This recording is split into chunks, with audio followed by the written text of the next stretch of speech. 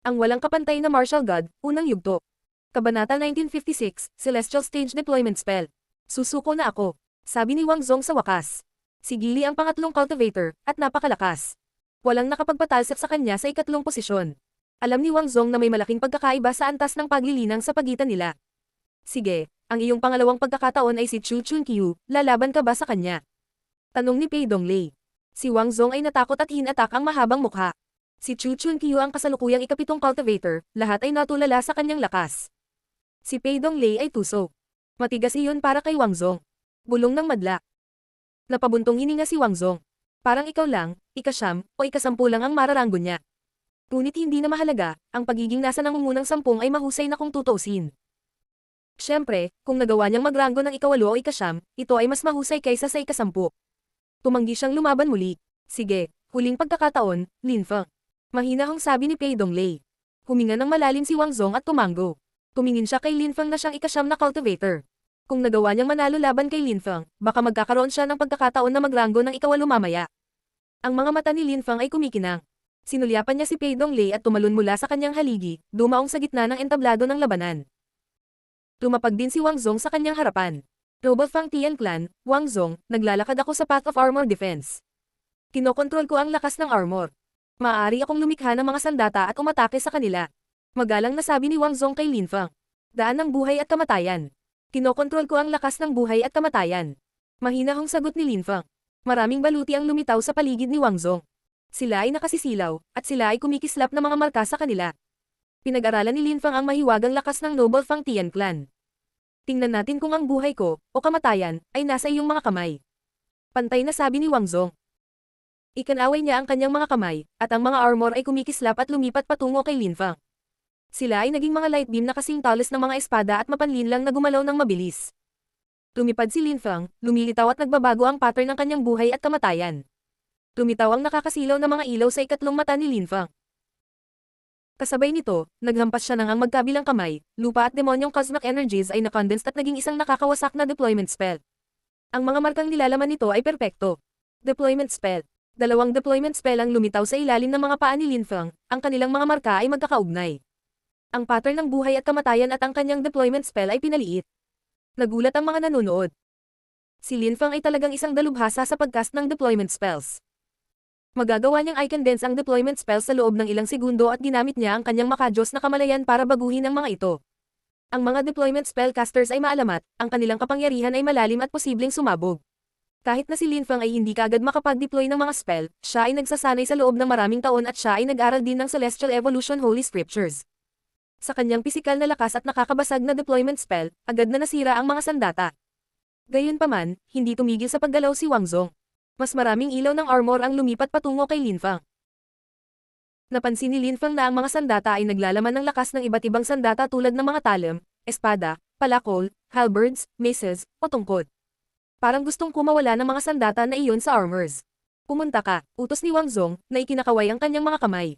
Ang mga sandata ay bumaril sa hangin sa direksyon ni Lin Feng at naging tunay na sandata. Ang bilang ng mga sandata ay nabura ang kalangitan. Umiling-iling si Lin Feng, pinatigil ang kanyang deployment spell. Dumagundong ang hangin nang lumitaw ang isang napakalaking sinaunang imprint at bumagsak. Nawala ang lahat ng sandata nang bumangga sila sa sinaunang imprint. Kasabay nito, ang pattern ng buhay at kamatayan ay naging mas nakakatakot nang dumating ito sa harap ni Wang Zong. Nagulat si Wang Zong, at lumitaw ang isang gintong baluti sa paligid niya. Nagsimula siyang maglakad ng dahan-dahan patungo kay Lin Feng, ang kanyang baluti ay lumulutang sa paligid niya. Ang kanyang depensa ay hindi kapani-paniwala, naisip ng karamihan nang makita nila iyon. Si Wang Zong ay, pagkatapos ng lahat, isang dalubhasa sa pagtatanggol. Si Lin Feng ay mukhang kalmado pa rin at hindi nababagabag habang siya ay nagsimula rin patungo kay Wang Zong. Ang kanyang enerhiya sa kamatayan ay naging isang ilog at damaloy patungo kay Wang Zong, at ang kanyang mga mata ay napuno din ng layunin ng kamatayan. Pakiramdam ni Wang Zong ay parang tatagos sa kanyang mga mata ang layuning iyon sa kamatayan. Ikanaway ni Wang Zong ang kanyang kamay, at lumitaw ang isa pang baluti at nagbago. Lumitaw ang mga gintong ilaw sa kanyang harapan at pinigilan ang ilog na gawa sa death energy na maabot sa kanya. Nagpatuloy si Lin Feng sa pasulong, at sa bawat paghakbang niya, nagbabago ang kanyang nakakabasag na mga ilaw. Ang nakakasilaw na lakas ng Dev Amara Kalpa ay nagsimulang umikot sa katawan ni Lin Feng at nagsimulang mamuo. Napakalakas ng chi, siguradong kabilang si Lin Feng sa nangungunang sampung, iyon ay hindi kapani-paniwala. Naiintindihan niya ang lakas ng daw ngunit isa rin siyang hindi kapani-paniwalang mandirigma. Naisip ng karamihan. Si Wang Zong ay naliligo sa mga gintong ilaw.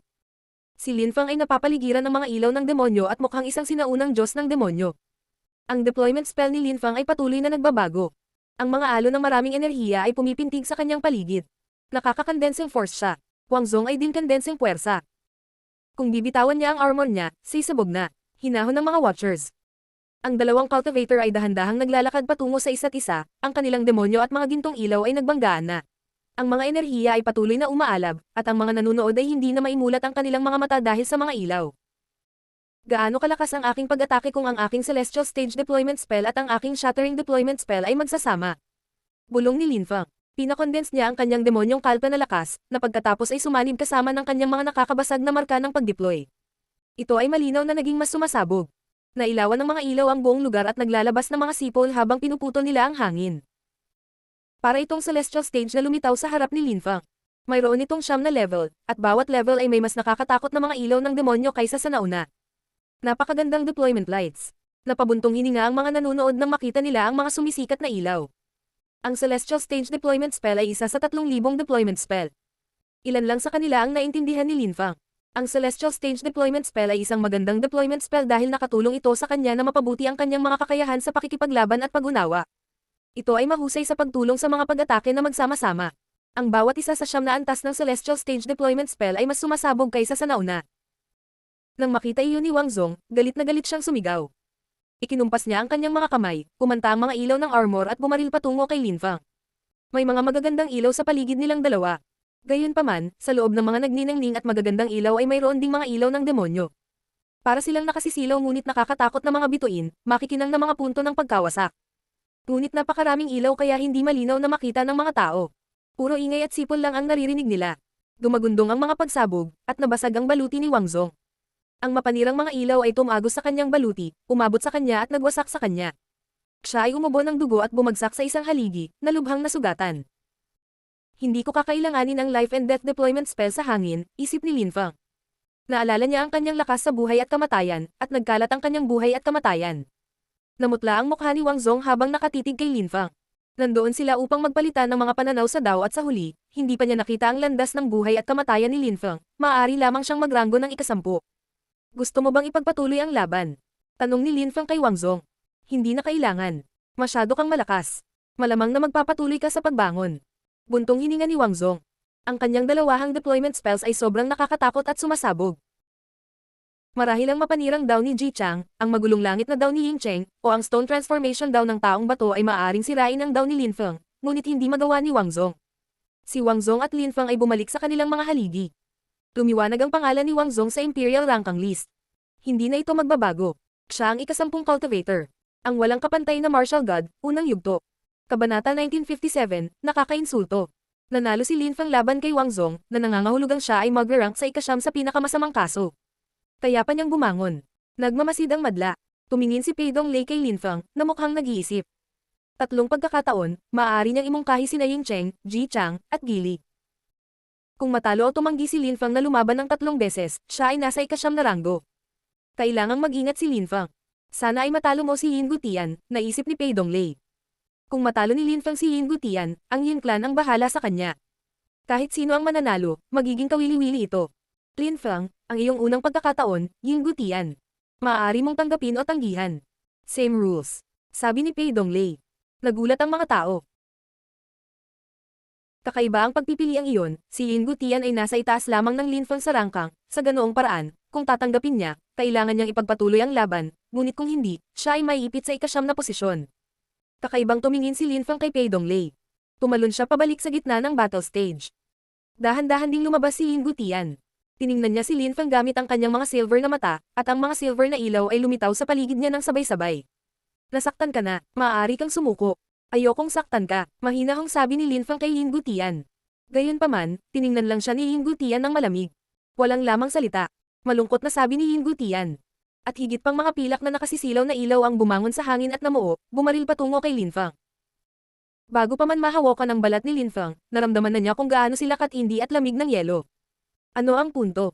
Walang pakialam na tanong ni Lin Fang. Lumitaw ang pattern ng kanyang buhay at kamatayan, at habang ikinakaway niya ang kanyang kamay, ang pattern ay naging napakalaki at lumipat patungo sa mga pilak na ilaw. Mamatay. Sigaw ni Yin Gutian. Ang kanyang mga ilaw na pilak ay naging mga pilak na sibat at tumama kay Lin Fang. Itinaas ni Lin Fang ang kanyang mga kamay, lumitaw ang mga gintong ilaw at nag-intertwine. Ang kanyang walang laman na espasyo na cosmic energies ay pumuno sa hangin. Pumunta ka, muling iwinagayway ni Lin Fang ang kanyang mga kamay, at ang kanyang gintong pattern ay kumikislap. Ang mga pilak na sibat ay bumangga sa gintong pattern. Ang mga ilaw ay kumikislap, at mukhang ang mga sibat ay dumaong sa ibang mundo, nawala na lang sila, na parang hinihigop ng enerhiya ni Lin Fang. Isang deployment spell na naman. Kahit na mababa ang antas ng cultivation ni Lin Fang, hindi siya mas mahina kaysa sa karamihan ng mga tao sa nangungunang 10 salamat sa kanyang deployment spells. Ang kanyang deployment spell at Dao Power ay parehong napakalakas. Tuwang-tuwa ang audience. Pinatunayan ni Lin Fang na kaya niyang gumamit ng ilang uri ng deployment spells. At lahat sila ay napakahiwaga. Mayroon siyang advanced na kaalaman sa deployment spells. Ang mga ilaw na pilak at ang pattern ng buhay at kamatayan ay patuloy na nagbabanggaan. Pinalibutan ng mga ilaw na pilak ang pattern ng buhay at kamatayan. Gayunpaman, isang hakbang pasulong si Lin Fang at nagsimulang umagos ang kanyang enerhiya ng ilog ng kamatayan, na umiikot sa mga abyssal whirlpool. Namatay ang mga alon sa 1,000,000 baybayin, at ang mga whirlpool na gawa sa enerhiya ng kamatayan ay umikot patungo sa Yin Gutian. Mahinahong umungol si Yin Gutian. Pumalakpak siya, naging celestial curtain ang kanyang mga ilaw na pilak. Ang mga puyo ng tubig na gawa sa enerhiya ng kamatayan ay lumamig at tumigil sa paggalaw. Ito ay kahanga-hanga at magandang tingnan. Biglang, isang malakas na hangin na puno ng walang laman na kosmikong enerhiya ang dumaan. Ang mga cosmic energies ay nag-condensed habang ang isang nakasisilaw na liwanag ay lumitaw sa ikatlong mata ni Lin Fang. Siya ay naghakas ng deployment spells gamit ang kanyang isip. May nagsalita sa audience. Ginagamit niya ang walang laman na espasyo ng mga cosmic energies ng lupa at langit, at sa pag-iisip ay ginagawa itong mga deployment mark. Ito ay hindi kapani-paniwala. Ayon sa mga alamat, ang ilang maalamat na cultivator ay maaaring gumawa ng mga spell ng deployment kagad gamit ang kanilang isip. Mukhang naglalakad si Lin Fang sa daang iyon. Hindi nagamit ni Lin Fang ang cosmic energies ng Earth at Sky sa isang punto, kaya hindi niya magawang makipag-ugnayan sa cosmic energies ng Earth at Sky. Kaya syempre, hindi rin niya magagamit ang mga ito para mag-deploy ng mga spell. Pagkatapos, nalinis siya ng mga cosmic energies ng lupa at langit, kaya natutunan din niya kung paano kontrolin ang mga ito. At pagkatapos ay ginamit niya ang kanyang Celestial Evolution Holy Scriptures para pagbutihin pa ang mga ito. Hindi siya makapag-isip ng napakasalimuot na deployment spells, ngunit ang madali ay hindi isang problema. Kasabay nito, ang mga gintong ilaw ay sumisikat sa lahat ng dako. Ito ay isang simpleng bakanteng space deployment spell na konektado sa mga gintong ilaw. Hindi mo ako matatalo. Sumuko ka na lang, sabi ni Lin Fang, itinaas ang kanyang kamao. Lumitaw ang mga madilim na ilaw sa kanyang kamao. Hindi siya natatakot kay Yin Gutian. Si Yin Gutian ay tumingin pabalik kay Lin Fang ng malamig. Si Lin Fang ay nakatingin sa kanya ng masama. Nakakahiya. Nawala si Yin Gutian, naging isang silver light beam na bumaril patungo kay Lin Fang na may sonic boom. Habang nilapitan niya si Lin Fang, sinimulan ng mga ilaw na pilak ang katawan ni Lin Fang. Itinaas ni Lin Fang ang kanyang mga kamay. Ang kanyang ilog na gawa sa death energy ay muling lumitaw at tumangay patungo sa Yin Gutian kasabay ng pagbagsak ng Yellow Springs. Kasabay nito, tumalon si Lin Fang sa kanyang walang laman na mga ilaw sa deployment space at nawala, muling lumitaw sa kaliwa ni Yin Gutian. Ang kanyang ilog na gawa sa death energy ay umungol sa mga huling hininga ng nalunod at gamulong patungo kay Yin Gutian. Hindi tumigil sa paggalaw si Lin Fang, at nagpatuloy sa pagcast ng deployment spells habang siya ay palayo. Nakita ng mga tagamasid ang ilog na gawa sa death energy na umaagos patungo at sa ibabaw ng Yin Gutian, at siya ay nawala sa loob nito. Nagulat ang mga nanonood. Madali bang gumawa ng deployment spell si Lin Fang? Sa tuwing lumalaban si Lin Fang, may natuklasan silang bago tungkol sa kanya. Si Yin Gutian ay nasa top 10 nanograms Imperial rank ang list, hindi siya mahina, ngunit ang ilog na gawa sa death energy ay nakapalibot din sa mga silver lights. Inihagis ni Lin Fang ang sarili sa ilog ng kamatayan. Muling pinaliwanagan ng mga nakakasilaw na ilaw ang kapaligiran. Parang gumuho ang lupa at langit. Ang mga tao ay nakarinig ng dagandong at mga pagsabog, bago nila nakita si Yin Gutian na walang awang itinapon palabas ng Death River, upang bumagsak sa entablado ng labanan. Nagawa niyang magpumiglas hanggang tuhod. Basang-basa siya ng dugo. Si Lin Fang ay nasa himpapawid sa itaas niya at nakatingin sa kanya ng masama. Napakamangha ng pisikal na lakas. Si Yin Gutian ay natakot. Ang kanyang cultivation level ay mas mataas kaysa kay Lin Fang. Bakit wala siyang kalamangan? Masyadong brutal ang mga pag-atake ni Lin Fang, at ang kanyang pisikal na lakas ay nakakatakot. Ano ang punto? Sabi ni Lin Fang na walang pakialam. Ang layunin ni Yin Gutian sa Dao ay hindi sapat na malakas, hindi siya maaaring magdulot ng banta kay Lin Fang. Maaari pa ring magdulot ng banta si Ji Chang kay Lin Fang, bagaman. Ilang tao lamang sa nangungunang 10 maaaring magdulot ng banta kay Lin Fang, at sila ang nasa tuktok. Si Yin Gutian ay nasa nangungunang 10, ngunit may malaking pagkakaiba sa pagitan niya at ng mga nasa tuktok ng listahan ng ranggo. Madaling mapatay ni Lin Fang ang mga nasa ibaba ng top 10. Ang mga nasa ibaba ng nangungunang 10 ay itinuturing na mga henyo at napakalakas na cultivator ng mga ordinaryong tao, ngunit para kay Lin Fang, hindi sila. Bumalik si Lin Fang sa ikawalong haligi, ang haligi kung saan nakatayo si Yin Gutian kanina. Dahan-daang tumayo si Yin Gutian, nakaramdam ng hiya. Binalik niya ang tingin sa mga cultivator ng Yin Clan.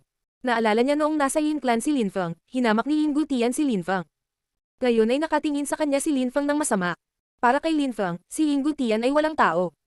Ang walang kapantay na martial god, unang yugto. Kabanata 1958, Chu Chun Qiu vs. Gili. Si Lin Fang at Yin Gutian ay bumalik sa kani-kanilang mga haligi. Tumingin si Pei Donglei kay Yin Gutian at sinabing, natalo ka, ngunit kung patuloy na bumangon si Lin Fang, maaari kang magkaroon ng pagkakataon na lumaban sa mga taong tatayo sa pagitan mo at niya. Nanatiling tahimik si Yin Gutian. Wala siyang masabi. Natalo siya laban kay Chu Chun Qiu, at ngayon ay natalo siya laban kay Lin Fang. Galit na galit siya. Kahit na patuloy na bumangon si Lin Fang, magagawa ba ni Yin Gutian na labanan ang mga nasa pagitan nila ni Lin Fang? Nasa ikasyam na posisyon siya ng mga sandaling iyon, tila hindi na siya babangon pa. Sa pagkakataong ito, hindi pa siya umangat sa listahan ng rangkang. Kabaligtaran lang, nahuhulog siya. Sa sandaling iyon, tiningnan ng mga miyembro ng Yin Clan ang listahan ng rangkang. Si Yin Rui ay mukhang galit na galit. Bago magsimula ang kaganapan, inirekomenda niya si Yin Gutian kay Ren Tianxing para tulungan siyang makapasok sa Great Imperial Palace. Ngayong si Yin Gutian ay nabigo ng husto, si Ren Tianxing ay walang magandang naisip tungkol kay Yin Gutian. Naikuyom ni Yin Yu ang kanyang maliliit na kamao. Medyo namutla ang mukha niya. Ngayong natalo na ni Lin Fang si Yin Gutian, hindi na niya mapapangasawa si Lin Wuxiang. Lolo, si Lin Fang ay sobrang galing at malakas.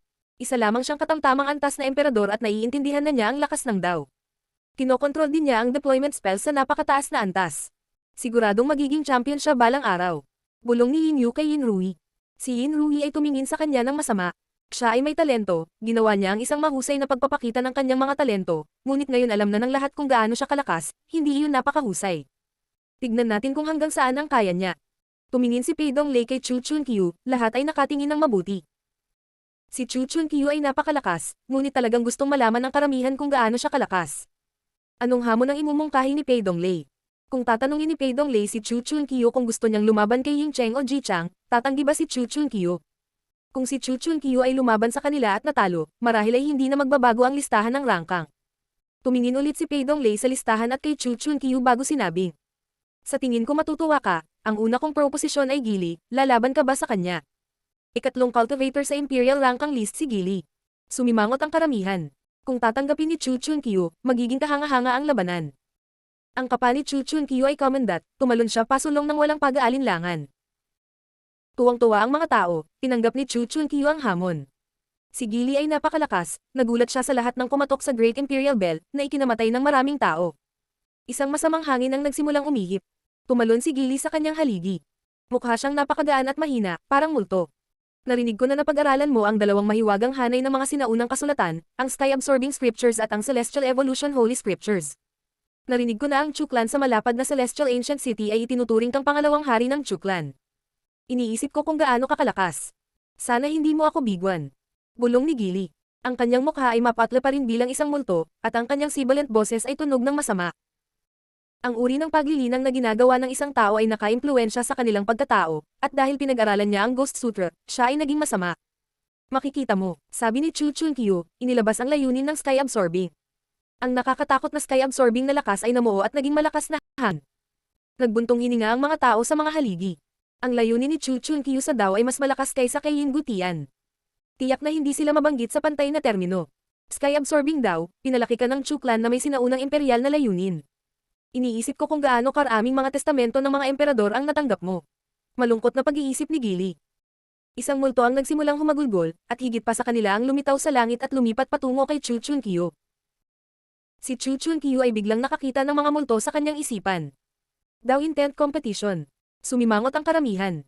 Nakita nila si Gili na kumatok sa Great Imperial Bell, naramdaman nila ang kanyang Dao. Ang kanyang mga multo ay maaaring biglang lumitaw sa isip ng mga tao, at agad na sirain ang mga kaluluwa ng mga tao. Mukhang mapanganib na ang labanan ni Gili at Chun Qiu. Gaya ng inaasahan ng karamihan, si Chu Chun Qiu ay nakikipaglaban na sa kanyang isip. Nagsimulang kumikislap ang kanyang ikatlong mata. Lumitaw ang isang nakakasilaw na sinag, nakaramdam siya ng pagkahilo. Inilabas niya ang hangarin, na sumugod sa kalangitan. Isang nakakatakot na sinaunang Imperial Vitality Intent ang lumipat patungo sa gili, hindi maiiwasang mabilis. Pagkatapos ay sumigaw si Chu Chunkyu. Dapat bumalik ang isa gaya ng natanggap niya. Ang dalawang cultivator ay nanatiling hindi gumagalaw sa kalangitan, isang itim na ulap ang lumabas sa katawan ni Gili. Ang mga multo ay patuloy na lumilitaw, naglalabas ng mga pangil at nagaawang ng mga kuko. Nang makita ng mga manunood ang mga multo, kinilig sila sa takot. Sa sandaling iyon, may lumitaw na silweta malapit sa Chu Chunkyu. Tatlong zang ang taas ng silweta at mukhang isang nakakatakot na king spirit, makapal na sky-absorbing daw intent sa paligid. Maaari itong sumipsip ng kahit ano. Sinaunang haring espiritu, nabuo gamit ang layunin. Iyon ang kanyang daw. Nanginginig ang mga manunood at kinailangang pigilan ang pagnanasang magpatira pa. Maingat na nagmasid si Lin Fang.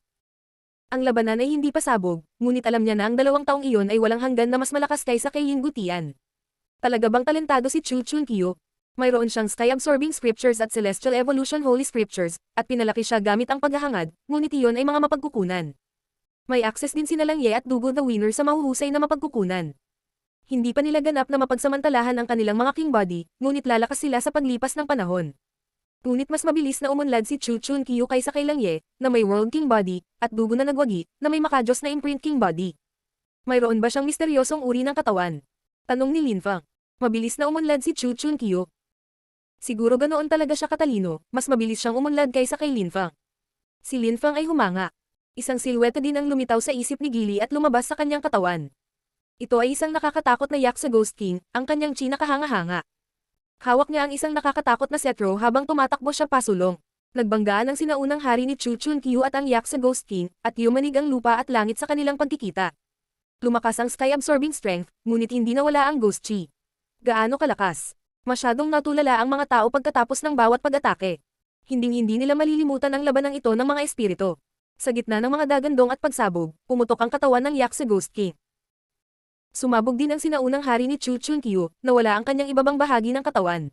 Gayunpaman, ibinuka niya ang kanyang bibig at sumipsip ng hangin, kabilang ang chi ng Ghost King. Ang sinaunang hari ay nagpatuloy patungo sa Gili, nagsimulang sumipsip ng lakas ng loob ni Gili. Mas lalong namutla ang mukha ni Gili habang galit na sumisigaw. Lumipad pabalik sa kanyang ulo ang mga ilaw at tumakbo siya palayo. Bumalik. Malamig na sigaw ni Chu Chunkyu. Ang kanyang sinaunang hari ay dahan-daang huminto at nawala. Galit na galit si Chu Chunkyu. Kamukha niya ang sinaunang hari na kalalabas lang niya, na mas matangkad at mas tahanga-hanga kaysa dati. Si Chu Chunkyu ay nanalo sa labanan, natalo niya ang ikatlong cultivator, si Gili. Hindi mo ako binaygo, sabi ni Gili.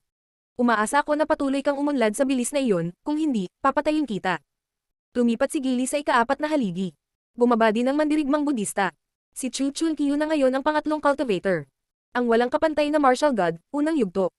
Kabanata 1959, hindi kapani-paniwalang labanan para sa Imperial Ranking List. Nagbuntong hininga ang karamihan. Isang hindi kapani-paniwalang labanan. Hindi sila nabigo sa alinmang manlalaban. Ang ganda ng mga laban. At si Chu Chunkyu na ngayon ang pangatlong cultivator. Ngayon, ang nangungunang 10 ng Imperial Ranking List ay Ying Cheng, Ji Chang, Chu Chunkyu, Gili, ang Buddhist warrior, Shi Yunfeng, Zhu Shenfeng, Lin Feng, Yin Gutian, Wang Zong. 2 beses nanalo si Lin Feng. Hindi na makasulong si Wang Zong dahil natalo siya. Si Yin Gutian ay natalo, ngunit hindi maaaring hamanin ang sinuman sa ngayon, maliban kung si Lin Feng ay patuloy na umangat sa listahan.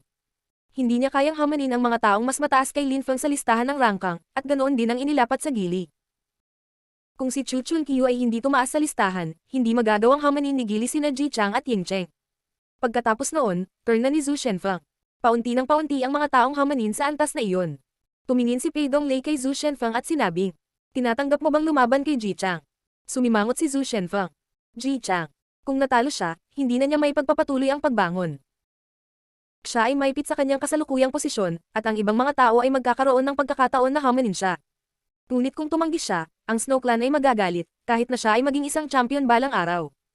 Kailangan niyang lumaban. Tumalon si Zhu Shenfeng at naglabas ng yelo at frost chi, mga snowflake na lumilitaw sa kanyang paligid habang bumababa ang temperatura. Maraming tao sa audience ang nagsimulang manginig ng may lumitaw na layer ng yelo sa kanilang buhok. Tumalon din si Ji Chang. Napapaligiran siya ng mapanirang layunin. Nang bumagsak ang mga snowflake sa kanya, nawasak sila. Isang snowy silhouette ang lumitaw sa likod ni Zhu Shenfeng, na parang sinaunang hari ng Snow Clan. Lalong lumamig ang hangin. Bilang tugon, 9 na Saiyan Dragon Totem ang lumitaw sa likod ni Ji Chang, na mabilis na lumaki. Si Haring Chi ay patuloy na lumalabas mula sa katawan ni Ji Chang, at ang kanyang mga mata ay puno ng mapanirang lakas na nagbabantang gumuho ang lupa at langit. Tumalon si Ji Chang pasulong, hinailan ng Cyan Dragon ang isang royal wagon sa likod niya. Hindi nagpatinag si Zhu Shenfeng. Nagpatuloy siya sa pagtakbo pasulong, nagpakawala ng malamig na enerhiya na nagpawi sa kalangitan, na ginagawang isang nagyayelong mundo ang lahat. Biglang lumitaw ang maraming silwete ni Zhu Shenfeng kung saan-saan habang pinalibutan ng yelo si Ji Chang. Tila siya ay napunta sa isang nagyayelong kulungan, ngunit ang kanyang haring si Qi ay nanatili at hindi nabasag. Ang nakakasilaw na Cyan Dragon na mga ilaw ay kumikinang sa kanyang paligid. Walang makakalapit sa kanya. Ikinaway ni Zhu Shenfeng ang kanyang mga kamay, itinaas ni Ji Chang ang kanyang kamay, ang nagyayelong hangin ay pumutok bilang protesta nang lumitaw ang mas maraming mapanirang enerhiya.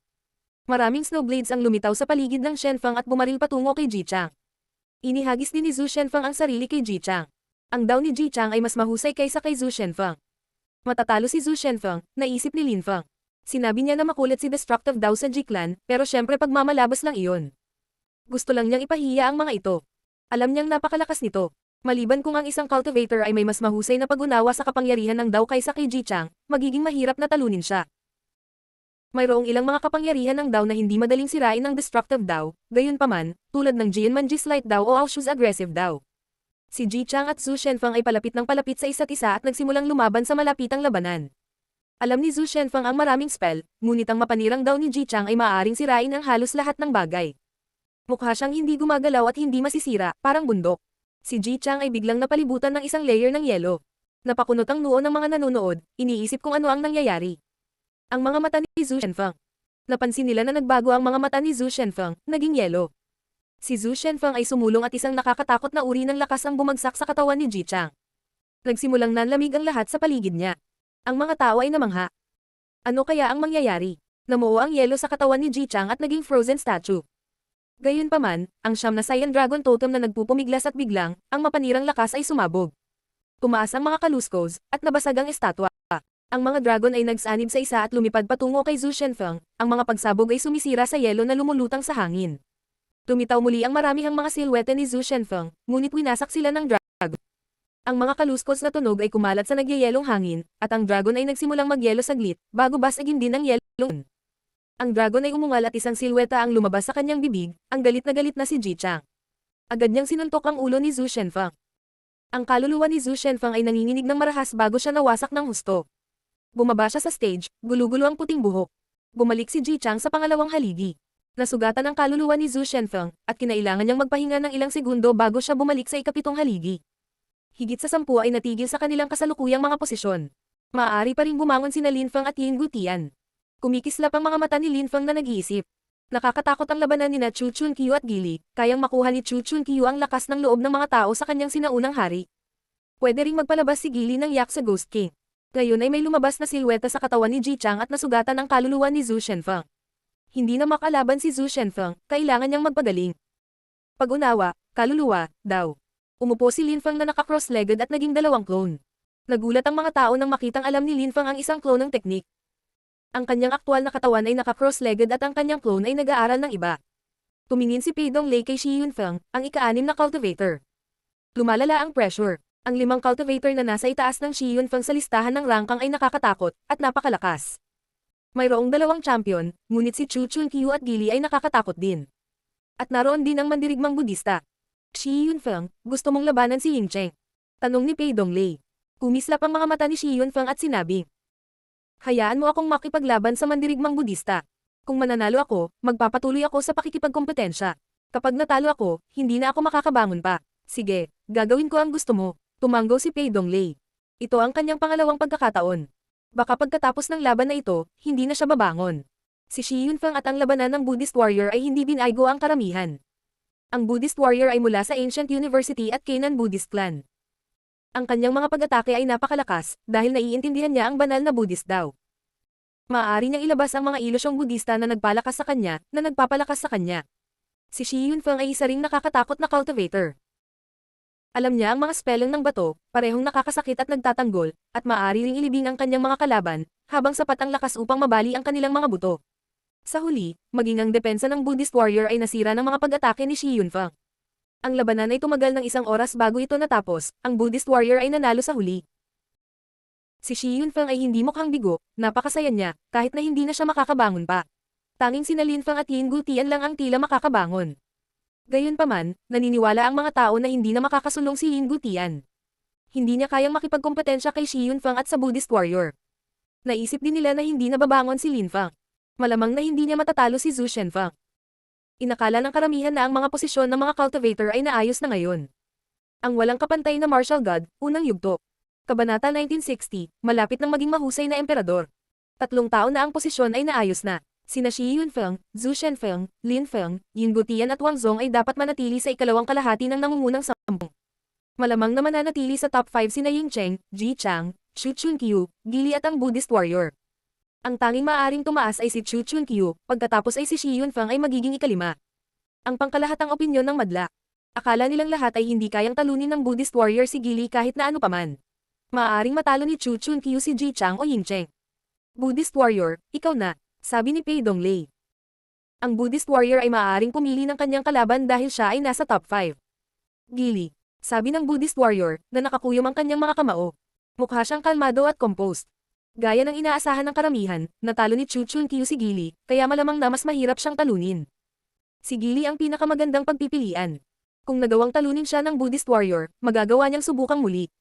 Kung natalo siya, hindi niya magagawa, ngunit hindi mahalaga dahil hindi niya magagawang talunin sina Xu Chunkyu, Ying Cheng, o Ji Chang pa rin. Si Gili ay nasa ikatlong posisyon sa loob ng maraming taon. Ang nangungunang 3 cultivator ay hindi madaling mapatalsik sa trono. Sa makatuwid, pinili ng mandirigmang Budista si Gili. Ang Buddhist na mandirigma na si Dao Zanzeng ay mula sa isang Buddhist clan. Alam niya ang mga pag-atake ng Buddhist. Alam ni Gili ang Ghost Sutra at kinokontrol niya ang mga ghost spells. Ang kanilang mga uri ng cultivation ay ganap na antagonist. Inaasahan ng madla ang magandang palabas. Nasa battle stage na ang dalawang mandirigma. Isang malakas na panaghoy ang kumalat ng lumitaw ang mga multo, habang ang mga makikinang na ilaw ay bumangon upang maipaliwanag ang lahat. Kung ang mga tao ng Great Imperial Palace ay hindi gumamit ng isang espesyal na uri ng kapangyarihan upang pigilan ang mga enerhiyang iyon mula sa pagbuhos, ang lakas ng dalawang mandirigma ay sumalakay sa isang mas malawak na teritoryo. Isang kakaibang hiyawan ang kumalat, ang mga itim na ilaw ay sumalakay sa kapaligiran at pinawi ang kalangitan, nakamamatay at malamig sa yelo. Para bang nagpakita si Hel. Ang clone ni Linfeng ay nanunood ng labanan at naramdaman ang kanilang lakas ng Dao. Ngunit lubos na naunawaan ni Linfeng na hindi niya masuri ang kanilang lakas sa pamamagitan lamang ng panonood. Kailangan niyang lumaban para maintindihan ng maayos sa isang tao. Ang tunay na katawan ni Linfeng ay nakaupo pa rin sa haligi, ang kanyang mga mata ay nakapikit at si Qi ay lumabas mula sa kanyang ikatlong mata. Pinag-iisipan niya ang layunin ng buhay at kamatayan. Naalala niya ang ilang labanan. Si Xu Chunkyu ay nagpatawag ng isang mapagmataas na mukhang 3 zang matangkad na sinaunang hari, na nilikha ang sinaunang hari na iyon gamit ang kalooban na nakuha niya mula sa mga nakaraang biktima. Siyempre, kailangan din niyang gamitin ang lakas ng kanyang kaluluwa. Si Gili at Ji Chang ay naiiba kay Xu Chunkyu, ngunit mayroon silang magkatulad na uri ng lakas. Si Linfeng ay naglalakad sa landas ng buhay at kamatayan, ang kanyang kaluluwa ay lumalakas at lumalakas. Maaari rin siyang lumikha ng isang sinaunang hari gamit ang kanyang lakas ng kaluluwa kung gusto niya. Sa sandaling iyon, sa isip ni Linfeng, maraming nakakasilaw na ilaw ang patuloy na nagbabago. Unti-unti, lumitaw ang isang dambuhalang demonyo sa isip ni Linfeng, isang hari ng demonyo. Ang demonyong nakita niya noon sa tansong salamin. Mukha siyang proud, agresibo, at brutal. Siya ay nakadamit sa kadiliman, isang prinsipe ng kadiliman. Iyan ang form, bulong ng demonyo. Iniunat niya ang kanyang kamay at lumitaw ang isang dambuhalang death sword. Napakalaking itim na espada, napakalaking tibak ng kamatayan. Bulong ng demonyong hari, iyon ay ang kanyang dating espiritu ng espada. May kulang sa kaliwang kamay ko, naisip ni Linfeng. Iniunat niya ang kanyang kamay at pinalamutian ng isang itim na apoy, na naging isang demonyong lotus. Kaya niyang i-condense ang isang demon lotus na deathfire. Linfeng ay nag-aral ng Celestial Evolution Holy Scriptures, at naging mas malikhain. Siyempre, ito lamang ang unang hakbang.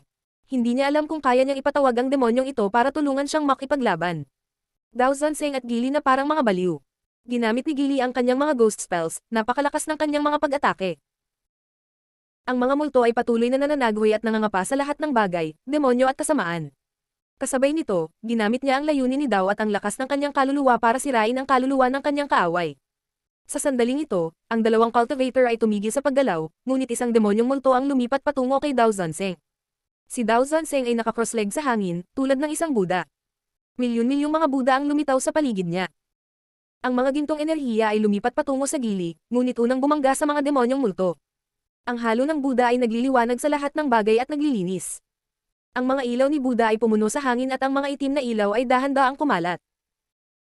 Ang mga tao ay nagtaas ng kanilang mga ulo at tumingin sa mga Buddha ng may pagkamangha. Si Dao Zanzeng ay isang talagang nakakatakot na mandirigma. Nagiging mapanganib pa ito para kay Gili. Babagsak ba siya sa rangkang? Naglabas pa ng chi si Gili. Gusto niyang sirain ang halo ni Buddha, ngunit hindi niya magawa, at sa huli, binomba siya ng halo ng Buddha. Si Gili, ang ikatlong cultivator sa Imperial Ranking List, ay natalo ng 2 beses. Panglima na siya ngayon. Lahat ay namangha, natigilan, walang makapaniwala. 2 beses nanalo si Dao Zanzeng. Natalo niya pareho sina Shi Yunfeng at Gili. Nagulat ang mga manunood. Ngayon, pang-apat si Dao Zanzeng, at sa nangungunang 3, nandyan sina Ying Cheng, Ji Chang, at Chu Chunqiu. Chu Chunqiu, huwag ka munang lumaban, hayaan mo munang lumaban si Ji Chang. Ano sa tingin mo? Sabi ni Pei Donglei sa lahat. Sina Ying Cheng at Ji Chang ay champions, una at pangalawa. Kailangang lumaban muna sila. Ngunit kailangan din niyang tanungin si Chu Chunqiu. Walang problema. Sabi ni Ji Chang. Matagal na niyang gustong lumaban kay Ying Cheng. Pareho silang champions, magiging labanan ng mga champions. Tumanggo si Chu Chunqiu. Nanalo siya laban kay Gili, pangatlo na siya ngayon. Kung unang nag-away sina Ji Chang at Ying Cheng, mas maganda pa sa kanya. Sa pagkakataong iyon, napatingin ang lahat sa kanilang dalawa. Sa buong lungsod, mayroon lamang 2 champions, ang isa ay kinokontrol ang Chao Sky Dao at ang isa naman ay kinokontrol ang Destructive Dao. Tumalo ng 2 champions sa entablado. Siyam na Saiyan Dragon Totem ang lumitaw sa likod ni Ji Chang, ang mga Saiyan na ilaw ay kumikinang sa kanya. Para siyang hari. Isang kamanghamanghang mapa ang lumitaw sa likod ni Ying Cheng, isang imahe ng ilang mga bansa na may mga bundok at ilog at ang kanilang mga altar sa mga Diyos ng lupa at butil, na pumupuno sa langit at lupa. Parang ligaw at magulo ang langit doon. Magkasabay na gumalaw sina Ji Chang at Ying Cheng, ang mga nakakatakot na pagsabog na nagsimula kaagad nang magkalapit sila sa isa't isa. Gulong-gulong umikot si Chi sa kanilang paligid. Napuno ng mga tunog ng pag-crack at pagbasag ng pagsabog ang hangin habang patuloy na nagbanggaan ang mga mapanirang enerhiya at chaotic sky energies. Isang puting puyo ng tubig ang lumitaw sa pagitan nila, naging mapang-api ang kapaligiran. Kung may pumagitna sa kanila, mamamatay sila agad. Malakas na yumanig ang lupa at langit. Pabilis ng pabilis ang paggalaw ng dalawa. Ang mga dragon ay umungal, at ang mapa ng ilang mga bansa at ang kanilang mga altar sa mga Diyos ng lupa at butil ay naging isang tamang espasyo, ang hangin ay umiikot doon. Kahanga-hanga ang kanilang labanan, at lahat ay nakatingin sa 2 mandirigma. Sa wakas, sa huli, tumahimik muli ang kapaligiran. Ang natitirang chi ay damaloy sa hangin. Sa wakas natapos na ang laban. Sa huli, natalo si Ji Chang. Natalo ako sa iyo sa huli. Bamantong hininga si Ji Chang. Napapaligiran si Ying Cheng ng isang nakakatakot na chi na patuloy na umaakyat sa kalangitan. Tumibok ang puso ng mga manunood. Sa huli, ngumiti si Ying Cheng kay Ji Chang at sinabing, "Malapit ka nang mauna." Nang marinig ni Ji Chang si Ying Cheng, hindi siya natuwa, nagulat siya. Ngunit nang makita niya ang ekspresyon ni Ying Cheng, ngumiti siya at sinabi, "Sana maging isang dakilang emperador ka sa lalong madaling panahon." Malapit na, napabuntong hininga si Ying Cheng. Sa wakas, siya ay magiging isang dakilang emperador, matagal na niyang hinihintay. "Kapag naging dakilang emperador ako, lalaban tayo ulit." Tumiti si Ji Chang. "Hihintayin kita." Tumanggo si Ying Cheng. Mukha silang magkakaibigan, hindi tulad ng mga taong kanina lang galit na galit. Bumalik silang dalawa sa kani-kanilang mga haligi. Si Ying Cheng pa rin ang una, si Ji Chang ang pangalawa, marahil ay hindi gaanong magbabago ang mga bagay.